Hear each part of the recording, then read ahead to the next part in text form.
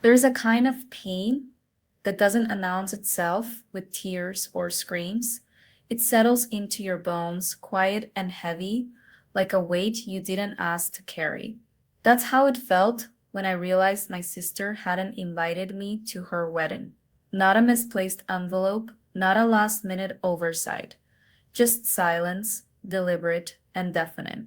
The kind of silence that makes you question every memory you thought you shared. Every laugh, every late night conversation where she called me her best friend.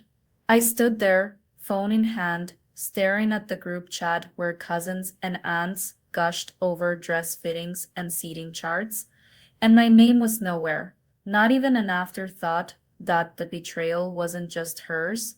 It was in the way no one else seemed to notice I was missing. Or maybe they did, and they chose to look away. That's what hurt the most. The collective decision to pretend my absence didn't matter. Friends told me to let it go, that family is complicated, that I should just show up anyway and kill them with kindness. But what they didn't understand was that kindness couldn't fix what was broken inside me. Their advice felt like band-aids on a bullet wound, well-meaning but useless. I wasn't angry, I was exhausted. Exhausted from convincing myself I didn't deserve to feel this way, exhausted from smiling through holidays where I was the afterthought, the plus one no one actually wanted. For weeks I carried that weight alone. I'd wake up at 3 a.m., heart pounding, replaying every moment I'd ever felt invisible in my own family. But somewhere in the mess of sleepless nights and unsent text messages, something shifted. I stopped asking why she didn't invite me and started asking why I was still begging for a seat at a table that had never truly been set for me. That's when I knew I didn't need revenge. I needed peace. Not the kind you fake for Instagram, but the kind that rattles your ribs, the kind that makes you look in the mirror and finally recognize the person staring back. So I made a choice, not out of spite, not to prove a point, but because I refused to spend another day shrinking myself to fit into someone else's story. And that, my friends, is where this journey begins. Because here's the truth they'll never tell you. Sometimes the bravest thing you can do is walk away, not to punish them, but to save yourself. And if you're standing there right now, heart in your hands, wondering if you're the only one who feels this way, you're not. The question isn't whether you deserve better. It's when you'll finally decide to take it. There was a moment, just one, when I stood in front of my closet, staring at the dress I'd bought months ago, the one I'd imagined wearing to my sister's wedding. My fingers brushed the fabric, and I could almost hear the music, see the tables filled with people laughing, toasting to a love I wasn't part of. The invitation never came. Not a call, not a text, not even an awkward explanation. Just silence. And yet, there I was, debating whether to show up anyway, uninvited, unwanted, just to prove I belonged. The weight of it all pressed down on me like a physical force. My mother's voice echoed in my head. Family is everything. You have to be there. My friends, well-meaning but exhausted by my pain, kept saying, just let it go. It's not worth it. But how do you let go of something that feels like a knife, twisting in your ribs every time you breathe? Forgiveness wasn't the issue. It was the erasure. Like I was a footnote in my own family's story, someone they could edit out without consequence. And the worst part, I kept wondering if I deserved to be edited out. Maybe I was the problem. Maybe I was too much, too loud, too honest about my feelings. Maybe if I just smiled and pretended, I'd have a seat at that table.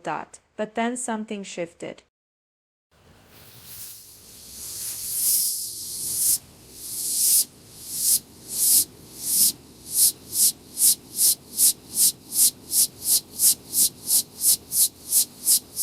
Spasms, anger,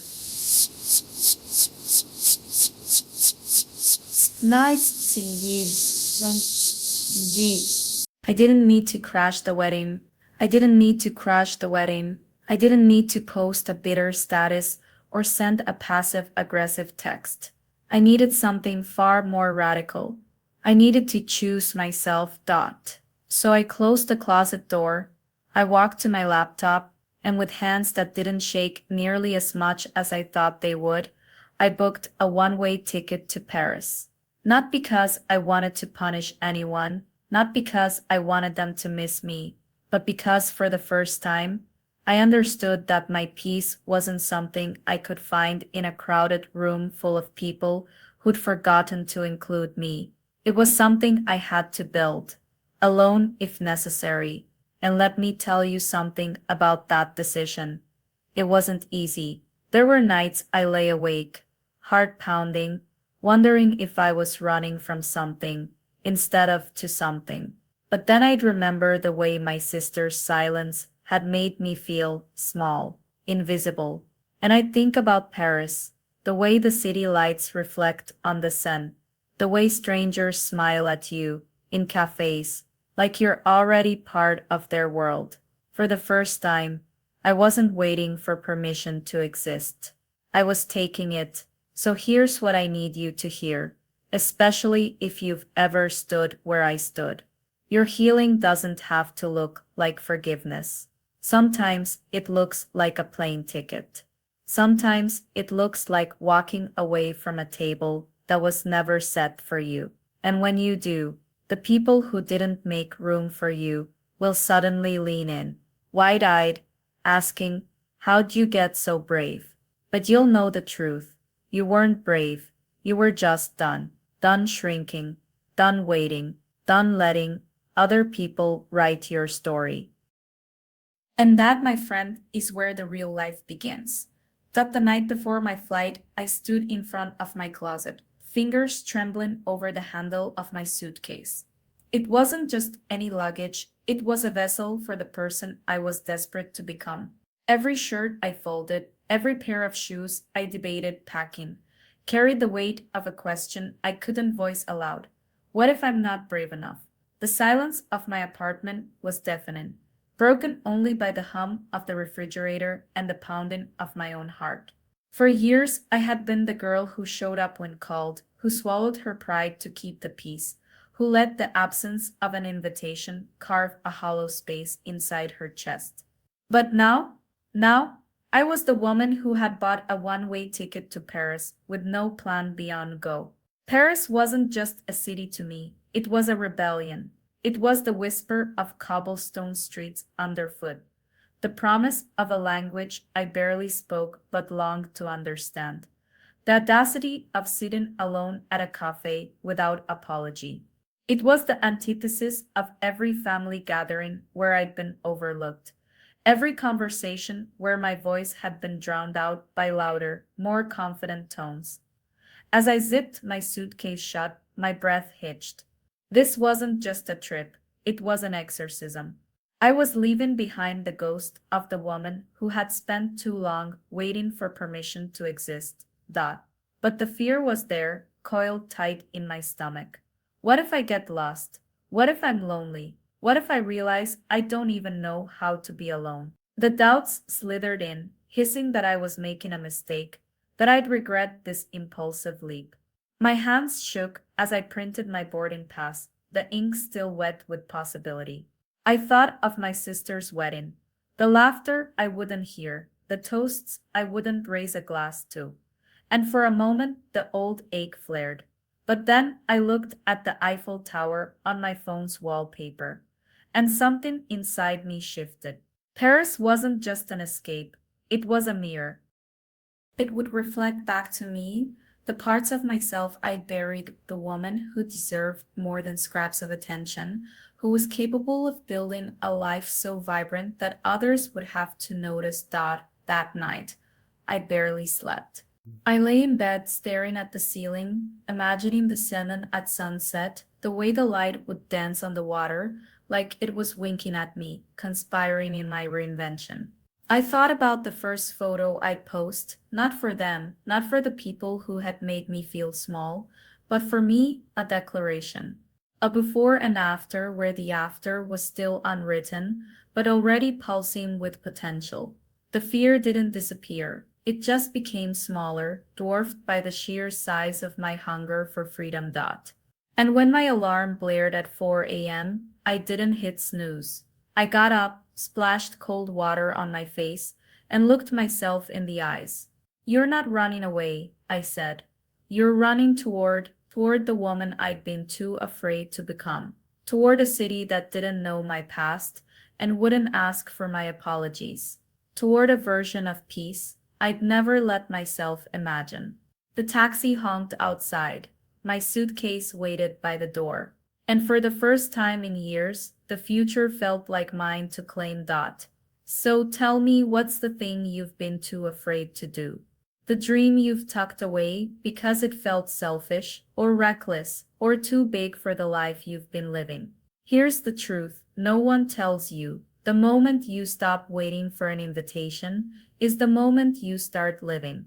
Paris was my invitation to myself. What's yours? The moment my feet touched the cobblestone streets of Paris, I felt the city breathe me in, like it had been waiting for someone exactly like me. The air was thick with the scent of fresh bread from a nearby boulangerie, warm and buttery, wrapping around me like an embrace I didn't know I needed. Everywhere I turned, life pulsed in vibrant bursts. The sharp, elegant clink of espresso cups against saucers, the laughter of strangers spilling from open cafe doors, the distant hum of an accordion weaving through the crisp autumn air. My fingers tightened around the strap of my bag, not from fear, but because for the first time in years, I was here alive, unapologetic, and utterly alone. I remember standing at the edge of the Seine, watching the water catch the golden light of the setting sun, and thinking, this is what freedom tastes like. The Eiffel Tower loomed in the distance, not just as a monument, but as a witness to my rebirth. Yet, even as the city dazzled me, there were moments when the weight of my isolation pressed down. I'd catch my reflection in a shop window, a woman smiling but with eyes that still held the ghost of a sister's rejection, of texts left unanswered, of a family that had moved on without me. Paris didn't erase that pain. It held a mirror to it, forcing me to confront the raw, unfiltered truth. I was starting over and starting over, hurts. But here's what no one tells you about loneliness in a place like this. It's not just an absence, it's a presence too. The way the wind carried the scent of rain before it fell, the way a street musician's gaze lingered on mine for just a second too long, as if to say, I see you. I wandered through Montmartre, my shoes clicking against the uneven stones, and with every step I shed a layer of the person I'd been forced to be. The city didn't judge me for my broken pieces. It simply made space for them. That first night, I sat at a tiny table outside a cafe, sipping wine that tasted like courage. Around me, couples whispered, friends toasted, and I realized something profound. I wasn't just alone, I was whole. The pain of being excluded from my sister's wedding hadn't disappeared, but for the first time, it didn't define me. Paris had given me a gift far greater than revenge or validation. It gave me permission to take up space, to heal on my own terms, to turn my wounds into wisdom. So tell me, if you've ever felt invisible, if you've ever been the one left behind, what would your Paris look like? Would it be the quiet strength of a sunrise over the rooftops, or the defiant joy of dancing in an empty apartment with the windows wide open? Whatever it is, I need you to know this. The world doesn't wait for an invitation to change you. Sometimes you have to book the ticket yourself. And when you do, the city, the life, the freedom you've been dreaming of, it will meet you right where you are, broken, brave, and ready to begin. There's a moment in every journey where the world seems to pause, just long enough for you to catch your breath, to see yourself clearly for the first time. Mine came in a tiny cafe, tucked between a bookshop and a florist on Rue Montorgueil, where the scent of freshly baked pain au chocolat mingled with the earthy aroma of espresso. I hadn't planned to stop. In fact, I'd been walking for hours, my fingers tracing the edges of postcards I'd never sent, my mind still tangled in the ghost of my sister's wedding invitations, the ones that never bore my name. But then the wind shifted, carrying the warm, buttery promise of something good, and my feet betrayed me. They carried me inside Dot. The cafe was the kind of place that felt like a secret. The walls were lined with yellowed photographs of Paris in the 1920s, and the counter was worn smooth by decades of elbows and whispered confessions.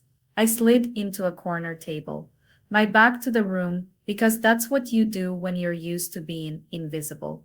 But then she spoke, an older woman with silver streaked hair tied in a loose knot, her apron dusted with flour.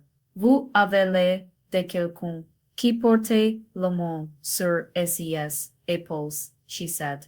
You look like someone carrying the world on your shoulders. I laughed, sharp, unexpected, because no one had seen me so long, let alone name the weight I carried. We talked. Or rather, I unraveled. Between sips of café creme, so rich it felt like liquid courage.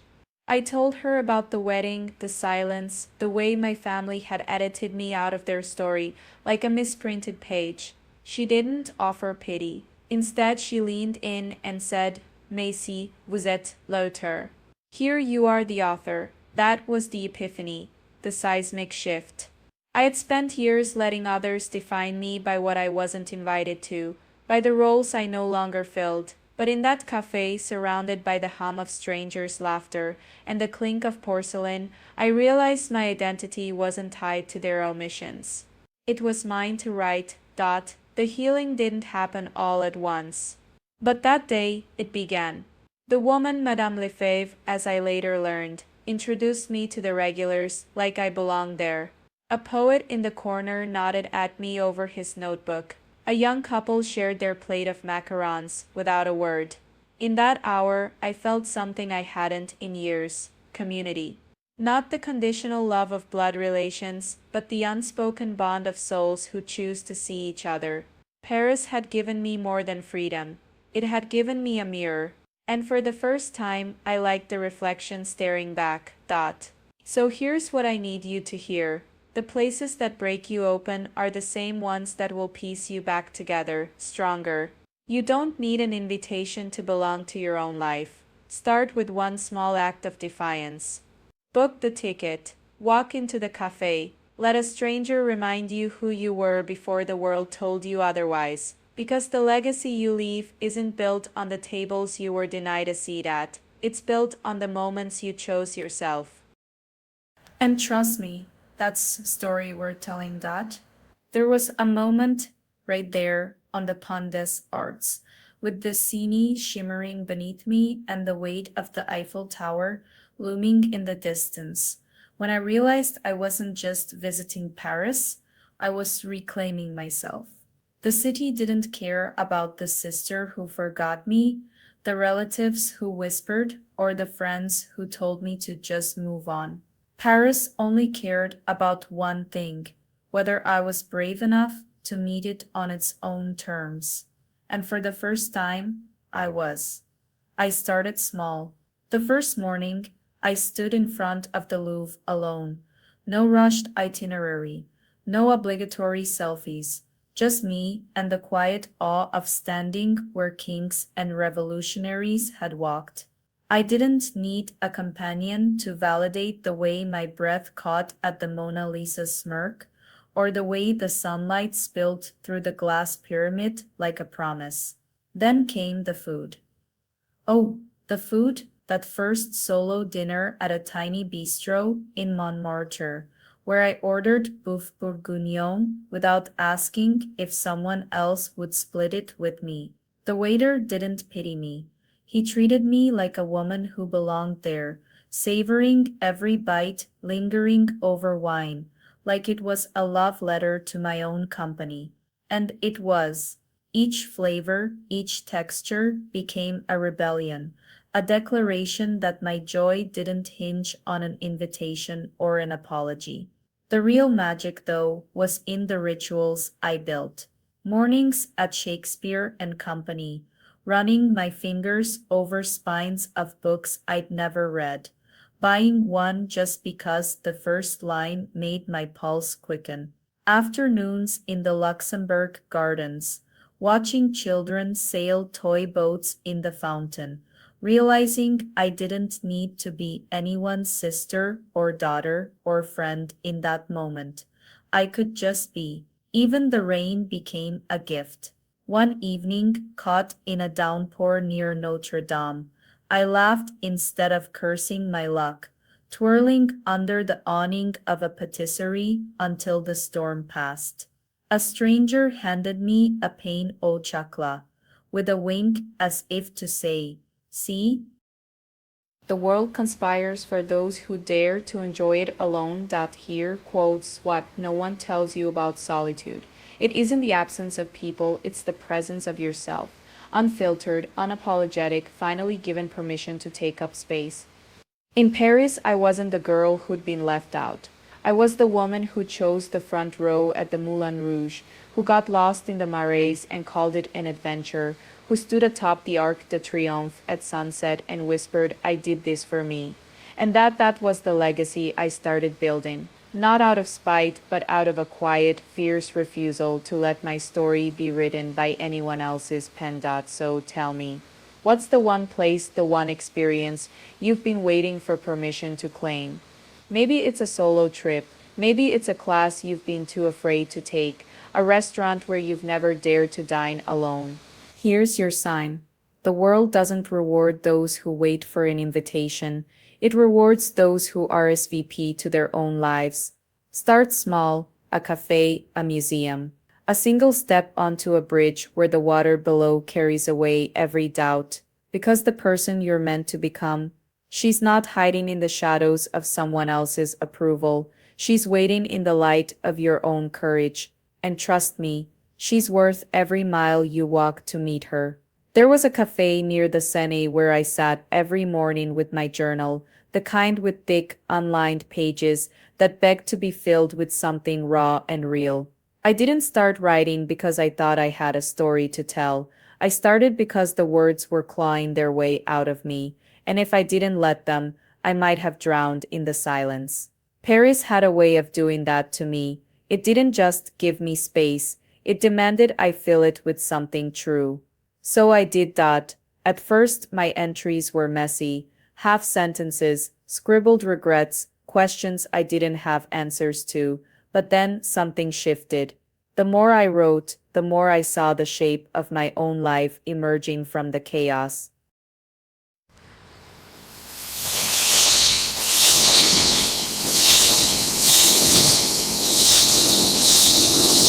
Oh, I wrote about the sister who forgot me, but more than that, I wrote about the woman I was becoming. The one who no longer waited for invitations. Storytelling became my rebellion. Every word was a brick in the foundation of a new identity, one I was building with my own hands.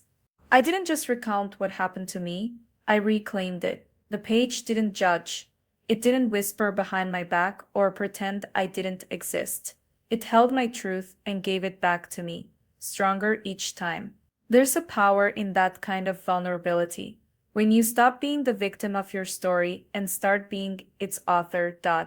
I quote Day, stay up late in my tiny apartment, the kind with creaky floors and a view of someone else's balcony, and I'd write until my fingers ached.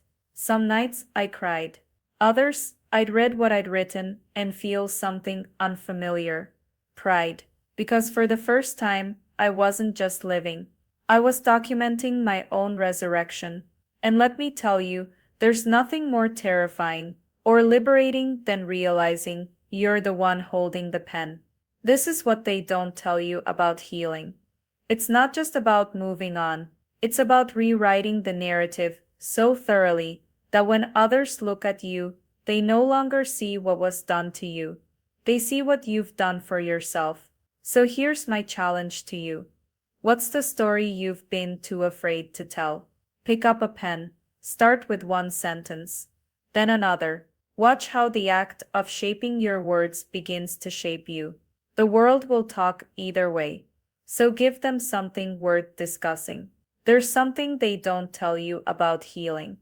It isn't quiet. It isn't just the private journal entries or the tears you cry in a Parisian cafe at dawn, though those moments are sacred. No, sometimes healing is loud. Sometimes it's a single photograph, posted without a caption, that becomes the scream you never let yourself release. And that's exactly what happened. When I shared that one image from my trip, I remember the second I took it. The light was golden, the kind that makes everything feel like a memory, even as it's happening. I was standing on Pondes Arts, the bridge where lovers used to lock their initials before the city cut them all away. How poetic that even love leaves scars. My hair was wind-tossed, my smile wasn't forced, and for the first time in years, my eyes weren't searching for approval. I didn't plan to post it, but something in me, maybe the girl who'd been erased from her sister's wedding, maybe the woman who'd rebuilt herself in these cobblestone streets, knew this wasn't just a photo, it was a declaration. So I uploaded it, no explanation, no apology, and walked away from my phone like it was nothing. But it wasn't nothing. Social media is a mirror and a megaphone, and that day, it amplified the version of me I'd been too afraid to show before. The likes came first, then the messages. You look so happy. Where even are you? I didn't know you traveled. The irony, half of these people hadn't spoken to me in months. The same hands that had scrolled past my pain were now double tapping my peace. And that's when the complication set in, because part of me wanted to scream, "Where were you when I needed you?"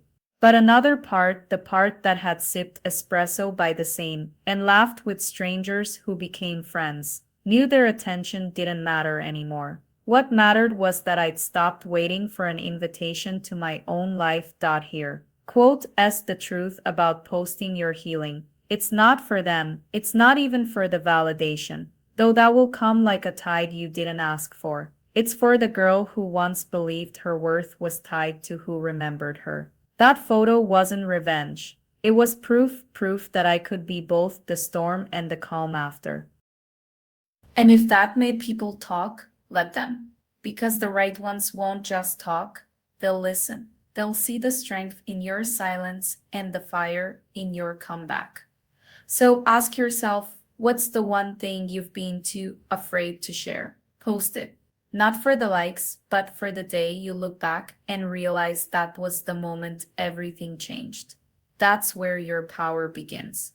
The moment that photo went live, my world shifted, not because of the Eiffel Tower in the background, not because of the golden Parisian light kissing my skin, but because of the silent explosion that followed. My phone didn't just buzz, it vibrated with the weight of 1,000 second thoughts. Notifications flooded in like a storm I hadn't seen coming. Likes, comments, messages from names I hadn't heard in years. You look amazing. Where even are you? We miss you. The irony. Most of these voices had been silent when I needed them. When my sister's wedding invitation never came. When the group chats dried up. When I sat alone, wondering if I'd ever matter to the people who were supposed to love me unconditionally. I quote, Elle admitted. I stared at my screen, heart pounding, torn between triumph and a quiet, lingering ache. Was this validation, or just the universe's cruel joke? The same people who had let me fade into the background were now leaning in, suddenly fascinated by the life I'd built without them. Tell us everything, they typed, as if my pain had been an inconvenient plot twist. They'd fast-forwarded through. But here's what they didn't know. I wasn't the same person who used to beg for scraps of their attention. That girl had dissolved into the Seine's current, carried away by something stronger than their indifference.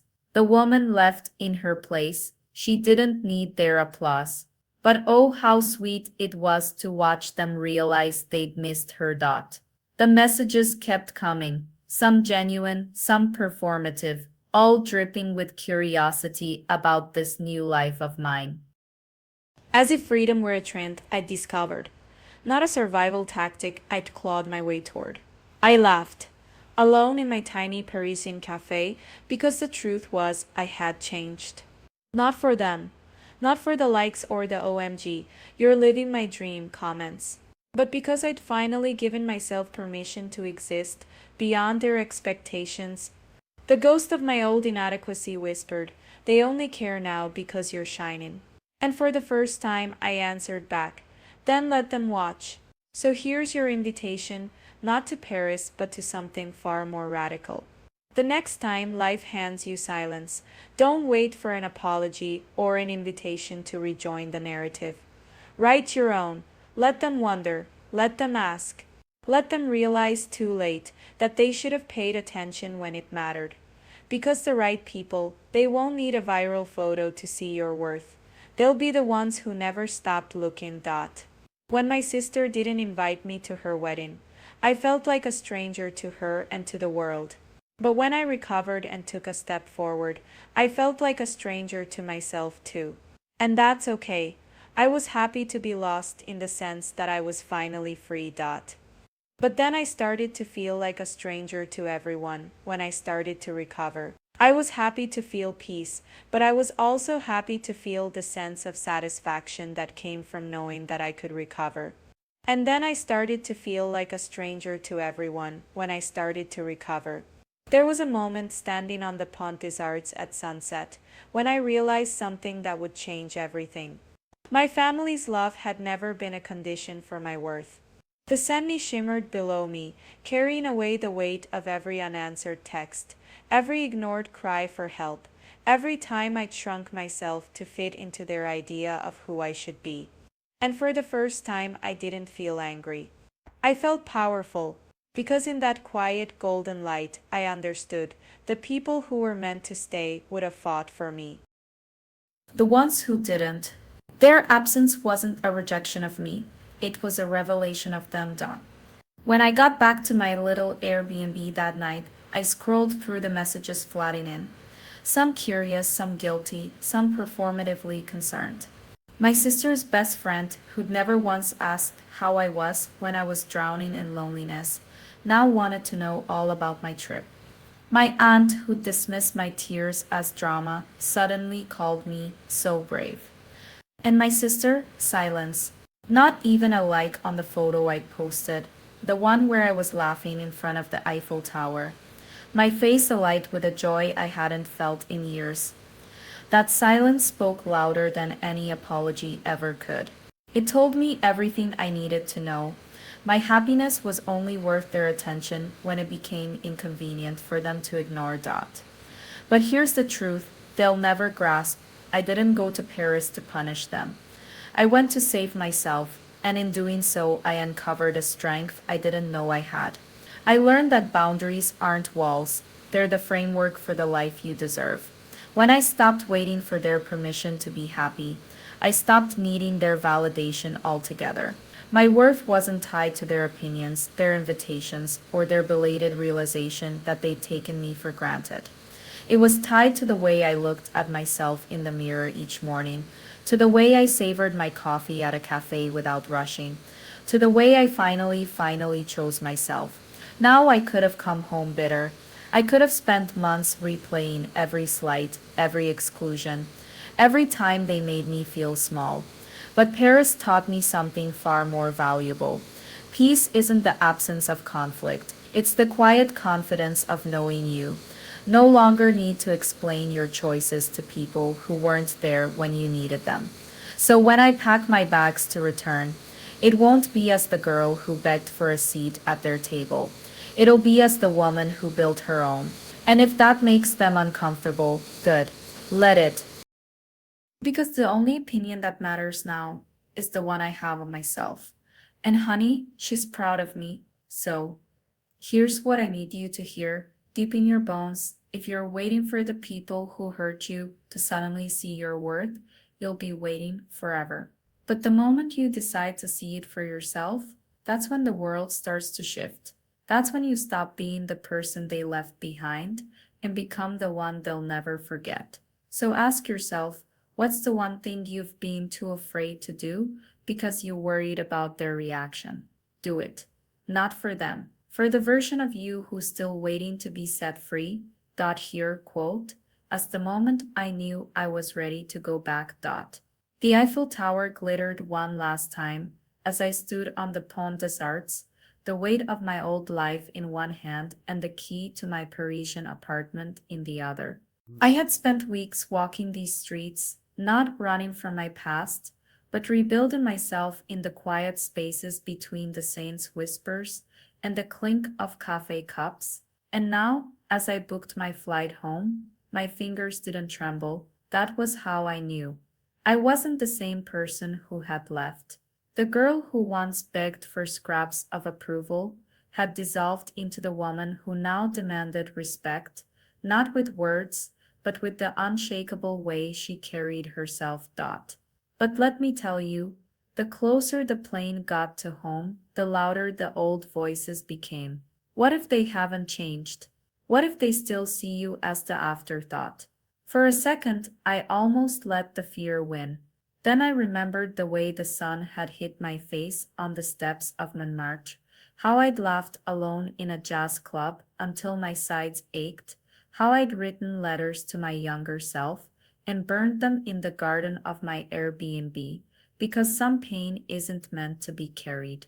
That's when I understood this wasn't about them anymore.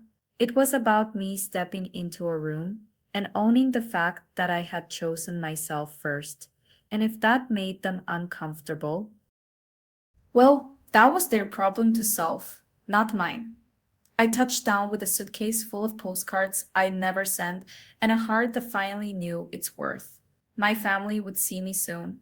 Not the version of me they'd left behind, but the one who had danced in the rain at 2 a.m. in a city that didn't know her name yet, loved her anyway. There would be awkward silences. I knew that. There might even be tears. But this time, I wouldn't be the one apologizing for existing. Because here's what Paris taught me. You don't need an invitation to belong to your own life.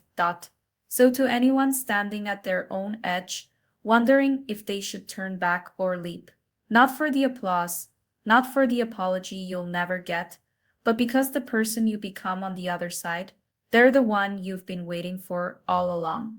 And trust me, when you walk into that room, heads high, soul lighter, no one will recognize you. That's the point.